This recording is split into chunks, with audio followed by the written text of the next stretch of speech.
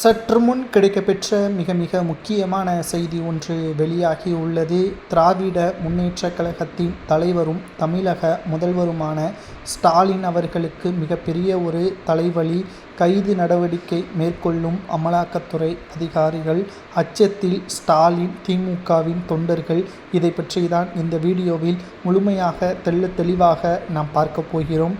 30 நாட்கள் அமைச்சர்களோ பிரதமரோ ஏன் எம்பிக்களோ எம்எல்ஏக்களோ சிறையில் இருந்தால் 31வது நாள் அவர்களது பதவியை மத்திய அரசு பறிக்கும் என்பதை மசோதா தாக்கல் செய்வதற்கு தீவிர ஏற்பாடுகளை செய்து வருகிறது. இந்த நிலையில்தான் திராவிட முன்னேற்றக் கழகத்தின் எம்பிக்கள், திமுகவின் கூட்டணி கட்சியின் எம்பிக்கள் அனைவரும் தற்பொழுது எதிர்ப்புகளை தெரிவித்து வருகிறார்கள்.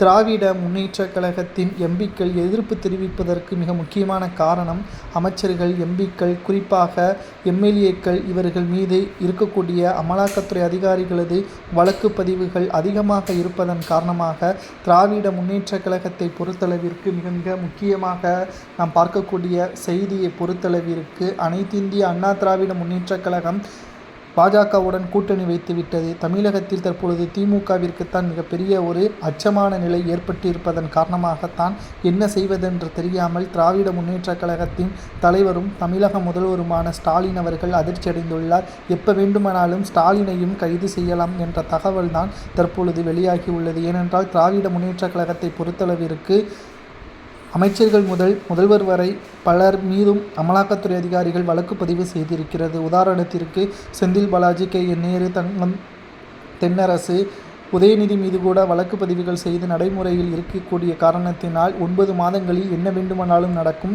இதற்கு முன்பாக அந்த மசோதாவை எதிர்த்து தீர்மானங்கள் நிறைவேற்றப்பட்டால் மட்டும்தான் இதிலிருந்து தப்பிக்க முடியும் என்ற காரணத்தினால் தற்பொழுது அச்சத்திலும் தலைவலியிலும் ஸ்டாலின் அவர்கள் இருக்கிறார். எப்போ வேண்டுமானாலும் அமலாக்கத்துறை அதிகாரிகள் ஸ்டாலினை கைது நடவடிக்கை மேற்கொள்ளலாம் என்ற தகவலும் கிடைக்கப்பெற்றுள்ளது.